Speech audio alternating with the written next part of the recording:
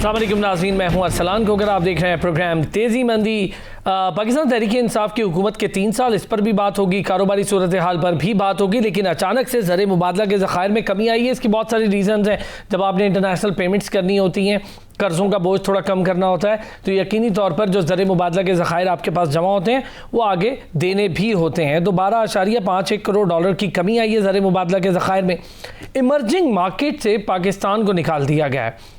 क्या असरात हैं, क्यों निकाला गया, क्या वजूहात हैं? चूँकि इससे पहले अगर हम देखें तो जो MCSI है उसके अंदर 19 तौर पे इमर्जिंग मार्केट इंडेक्स में शामिल इदारे थे, जिनमें से 3 बड़े हजम के थे और 16 जो हैं वो छोटे हजम की हामिल कंपनीज थी।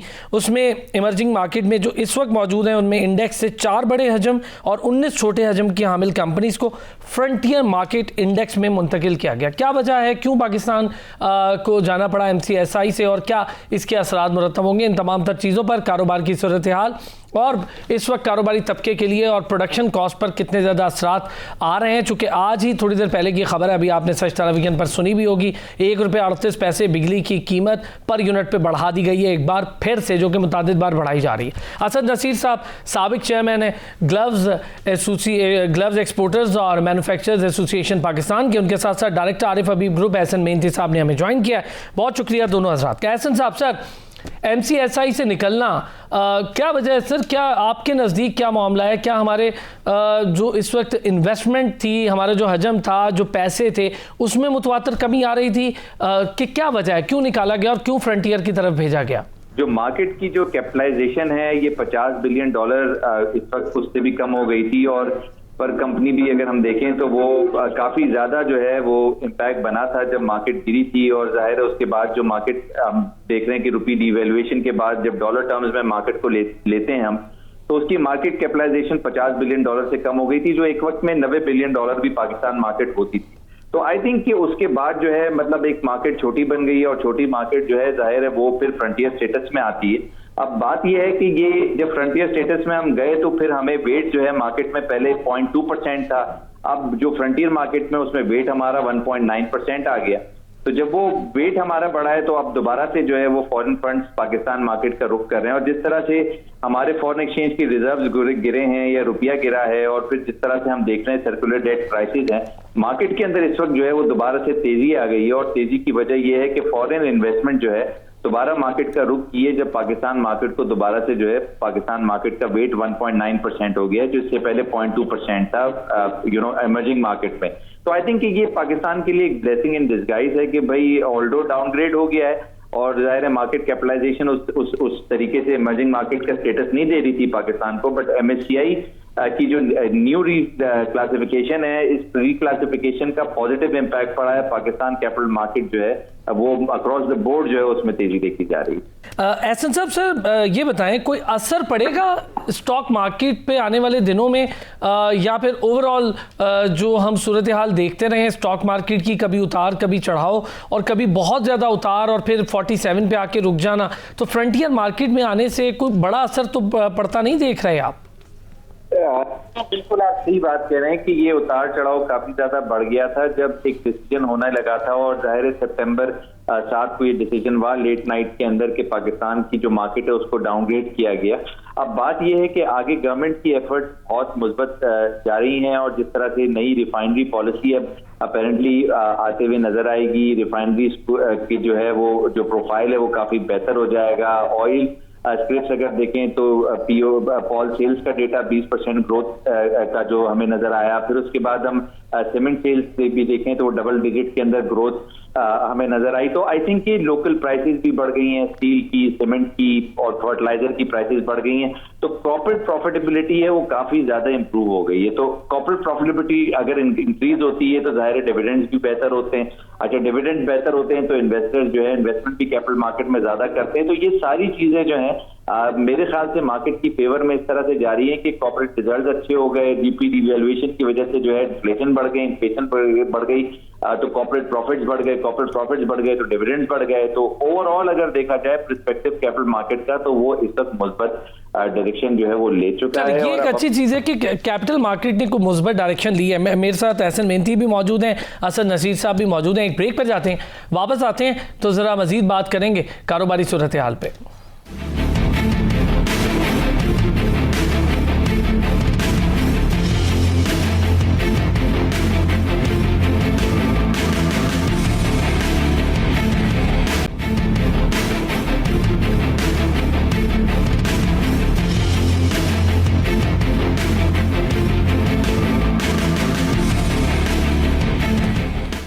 वेलकम बैक जी। ब्रेक पर जाने से पहले बात हो रही थी मॉर्गन स्टैनले मार्केट के हवाले से। अब जरा कारोबारी सूरत हाल पर भी बात करेंगे। एहसन मेहंती साहब, असद नसीर साहब हमारे साथ मौजूद हैं। असद साहब ये बताएं, 3 साल के हवाले से आपसे बात कर रहा था, उस वक्त ज़रा राब्ता मुनक़ता हो गया हमारा। 3 साल कैसे रहे, फिर इंडस्ट्री के लिए 3 साल कैसे रहे, और फिर जो ओवरऑल कारोबारी सिचुएशन है जिसमें ख़ास तौर पे फ्यूल के जो रेट्स हैं वो बहुत तेज़ी से बढ़ते दिखाई दिए, और फिर बिजली, गैस, ये रेट्स बहुत तेज़ी से बढ़ते दिखाई दिए, तो क्या असर पड़ा इंडस्ट्री पर और कारोबार पे? Thank you so much. इसमें देखें असलान साहब, 3 साल बड़े डिफरेंट थे। इसको हम किसी और टेन्योर से कंपेयर नहीं कर सकते ड्यू टू कोविड-19। और initially I think government played really well, और लकीली जब इंडिया और बांग्लादेश जो हमारे कंपेटिटर कंट्रीज़ हैं उसमें जब कोविड ज़्यादा हुआ और अल्हम्दुलिल्लाह पाकिस्तान में इट वाज बेटर, तो काफ़ी ज़्यादा ऑर्डर्स आए। But at the same time उस वक्त ज़रूरत यही थी कि हम कैपेसिटी बिल्डिंग करते, अपनी इंडस्ट्री की कैपेसिटी को बढ़ाते, पार्टनरशिप्स में जाते, नई टेक्नोलॉजी पे वर्किंग करते ताकि हम उसको सस्टेन करते। अब obviously I mean industry is going good, orders हैं हमारे पास, लेकिन स्टिल कैपेसिटी के इशू आ रहे हैं, प्लस इन्फ्लेशन का इशू आ रहा है। जिस तरह आपने खुद पॉइंट आउट किया, हमें इलेक्ट्रिसिटी प्राइसेस की समझ नहीं आ रही, फ्यूल प्राइसेस जो है वो इंक्रीज़ हो रही हैं। तो हमने एक कंसिस्टेंट वर्किंग जो है वो हमारे लिए पॉसिबल नहीं होती। डॉलर का रेट आपके सामने है, दो बीइंग एक्सपोर्टर हमें उसका फ़ायदा तो होता है, लेकिन at the same time it just takes 20 days, और उसके बाद मैचिंग सारी प्राइसेस जो है वो बढ़ गई होती हैं। तो कस्टमर के साथ जब डील आप कर रहे हैं तो you need consistency in these overheads और प्राइसेस। वहाँ पे एक सीरियस इशू जो इस वक्त फेस कर रहे हैं हम। सिमिलरली इन 3 सालों के अंदर जो हमारी एक एक्सपेक्टेशन थी कि government will work on increasing the tax network, लेकिन उस तरह टैक्स नेटवर्क इंक्रीज नहीं हुआ, बल्कि उसका सारा बर्डन जो एग्जिस्टिंग टैक्स पेयर्स थे उसके ऊपर आ रहा है। अगर मैं सियालकोट की बात करूं तो इस वक्त we are really worried about a few notices being issued, वो जो सेल्स टैक्स विदहोल्डिंग टैक्स के ऊपर है 5% अनरजिस्टर्ड परचेजेस के ऊपर, जो कि एक्सपोर्टर्स पे शायद एप्लीकेबल होना ही नहीं चाहिए, बिकॉज हम कंजम्पशन बेस्ड तो कर नहीं रहे हैं, हम हर चीज़ बाहर भेज रहे हैं, और उसके नोटिस इशू कर दिए गए हैं, कोई वर्किंग कोई नहीं मांगी गई, और 70% एक एक्सपोर्ट वैल्यू का 70% का 5% जो है वो इशू कर दिया है, जिसकी वजह से एसएमई सेक्टर सियालकोट में सीरियसली इस वक्त प्रेशर में है। और उनको नहीं समझ आ रही कि instead of ease of doing business हमें टारगेट करके मेक श्योर कर रहे हैं कि हमारी कॉस्ट जो है वो बढ़ जाए और हम मार्केट से आउट हो जाएं। जीएसपी प्लस पे इस वक्त एसएमई सेक्टर या एक्सपोर्ट सेक्टर का ठीक ठाक कंसर्न है कि अगर जीएसपी प्लस स्टेटस पाकिस्तान खुदा न खासा खो देता है तो जितने ही हमारी एक्सपोर्ट यूरोप में हो रही है वो डेफिनेटली इफेक्ट होगी। अच्छा, और इसमें हमारे कस्टमर्स भी इस वक्त काफ़ी परेशान हैं। अच्छा, ये बात आपने सही पॉइंट आउट की। मैं चाहूँगा ज़रा एहसन साहब भी इसमें अपना इनपुट दे दें। एहसन साहब, अगर जीएसपी प्लस वाला स्टेटस खो देते हैं, जैसे एमसीएसआई से हम नीचे आ गए, सर एक चीज़, अगर हम ये स्टेटस खो देंगे तो कोई फ़र्क पड़ेगा हमें या नहीं पड़ेगा? एक चीज़ इन्होंने बड़ी इंपॉर्टेंट कही कि जब हम कोई चीज़ एक्सपोर्ट करते हैं तो डॉलर की मद में हमें फ़ायदा तो होता है, लेकिन अगर जिसने एक्सपोर्ट करनी है उसने प्रोडक्शन भी करनी है, प्रोडक्शन की मद में जब सामान बाहर से इम्पोर्ट किया जाता है तो वो महंगा पड़ता है। देखिए, बिल्कुल कंसर्न वैलिड है कि ये जो हमारी जो मामलात हैं, इंपोर्ट पहले होती है फिर एक्सपोर्ट होती है। आई थिंक कि ये तो पूरा इंटरनेशनल फिनोमेना है। तमाम इमर्जिंग मार्केट के अंदर बांग्लादेश देखें कि वो कॉटन इंपोर्ट करता है और फिर एक्सपोर्ट करता है value added products. But I think कि जो अपेरेंटली जो इस वक्त सिचुएशन नजर आ रही है वो ये है कि जो पाकिस्तान मार्केट है, अगर हम MSCI की बात करें तो पाकिस्तान मार्केट का वेट बड़ा कम हमें मिला हुआ था इमर्जिंग मार्केट में। अब जब हम फ्रंटियर स्टेटस में गए तो हमारा वेट जो है 10 टाइम्स, इसे भी ज्यादा भी नहीं देखें, 100 टाइम्स वेट बढ़ गया है, मतलब 0.2% तक 1.9% पे वेट हमारा। अच्छा एहसन साहब, मैं चाहूँगा एक चीज़, माजरत आपकी बात काट रहा हूँ, मुझे एक चीज़ बताइए। मैं पढ़ रहा था उसकी रिपोर्ट MCSI के बारे में, उन्होंने ये कहा है कि पाकिस्तानी स्टॉक मार्केट का जो हजम है वो मयारात और लिक्विडिटी के मयार पर पूरा नहीं उतरता। ये मयारात वाला क्या मामला है सर? देखिए, मयार तो जिस तरह मैंने बताया कि जो $50 बिलियन की मार्केट भी नहीं रही थी हमारी, और जाहिर है रुपी डिवैल्यूएशन के बाद ये डॉलर जो है वो जाहिर है चूंकि अब इतना, आज की अगर आप देखें तो डॉलर जो है फिर दोबारा 168 को क्रॉस किया है, हिस्ट्री ऑल टाइम हिस्ट्री जो है वो डॉलर जो बढ़ रहा है, ट्रेड डेफिसिट है हमारा जो उसको इम्पैक्ट कर रहा है। और आई थिंक कि जो स्टेट बैंक की इंटरवेंशन नहीं है उसके बाद जो है जब रुपया इतना गिर गया तो फिर हमने देखा कि market capitalization automatically 50 billion dollar के जो है वो कम पाकिस्तान मार्केट की हो गई। अब जब वो मार्केट कैपिटलाइजेशन जो 80 बिलियन डॉलर को क्रॉस की थी, जब वो रुपया के गिरने के 50% रुपये गिरने के बाद जो है वो 45-50 बिलियन डॉलर के करीब हमारी मार्केट है, तो उसका हजम बिल्कुल ही कम हो गया। और जाहिर है अगर हमारी डॉलर टर्म्स के अंदर मार्केट की अगर तमाम कंपनीज हैं, बैंकिंग सेक्टर की कंपनीज हैं, अगर वो भी क्राइटेरिया को मीट नहीं करती हैं, उनकी कैपिटलाइजेशन इतनी नहीं होती है डॉलर टर्म्स में, और जाहिर है जिस तरह मैंने बताया कि इसका मेजर लिंक जो है रुपये के गिरने के बाद जो है हम अपेरेंटली ऑटोमेटिकली जो है वो हम जो है वीक हो गए। ठीक है, ये डॉलर का बढ़ना एक मुश्किल मरहला बनता जा रहा है, चाहे वो स्टॉक मार्केट हो, एक्सपोर्टर्स हों या फिर मैन्युफैक्चरर्स हों, उनके लिए एक बड़ा मसला बनता जा रहा है और उसका असर आम आवाम पर भी पहुंच रहा है। वापस आते हैं ब्रेक से तो इस पर ज़रा मज़ीद बात करेंगे।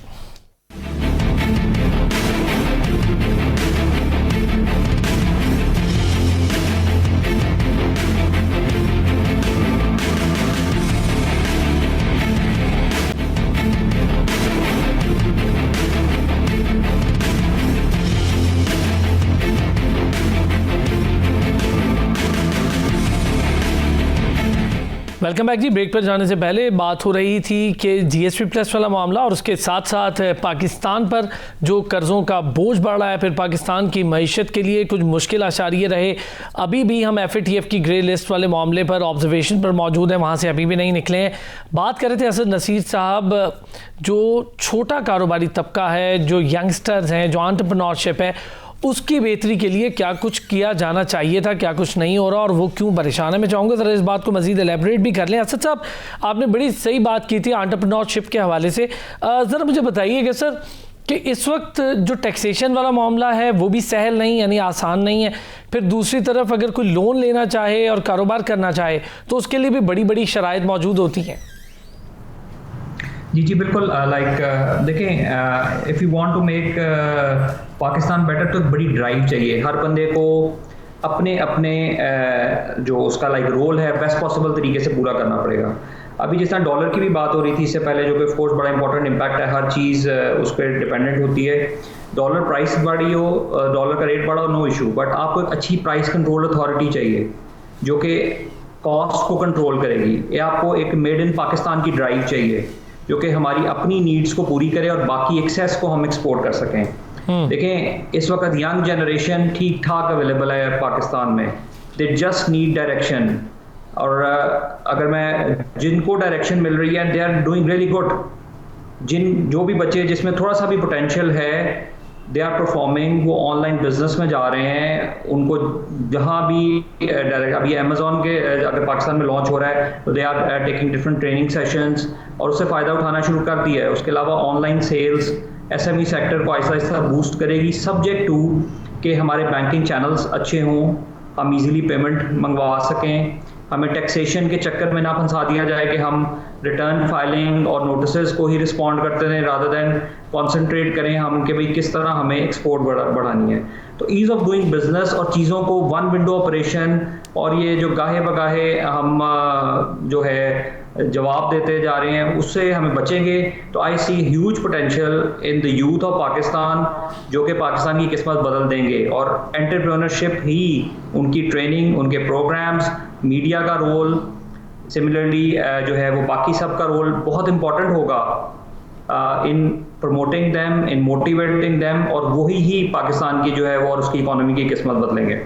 ऐसे मेहती साहब, आप लोग सीनियर हो गए टैक्सेशन वाले मामले को भुगतते हुए, लेकिन अगर कोई एंटरप्रेन्योरशिप के तौर पर SMEs जब आगे बढ़ रहे होते हैं, उन्हें भी इस चक्कर में अगर फंसा दिया जाए और उनकी आसानी ना हो टैक्सेशन वाले मामलात पे या लोन लेने वाले मामलात पे, तो आप नहीं समझते कि डैमेजिंग पार्ट हो सकता है किसी भी मईशत के लिए?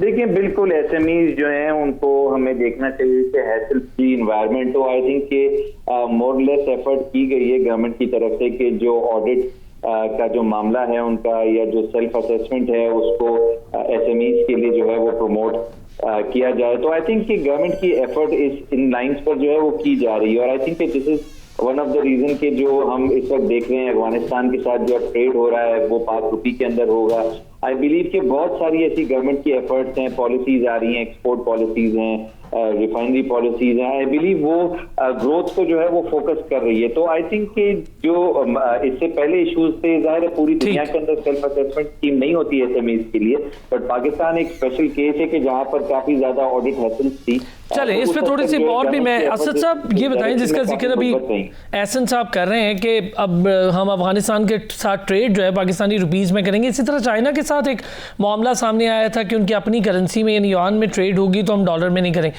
कोई फायदा हुआ है इन चीज़ों का?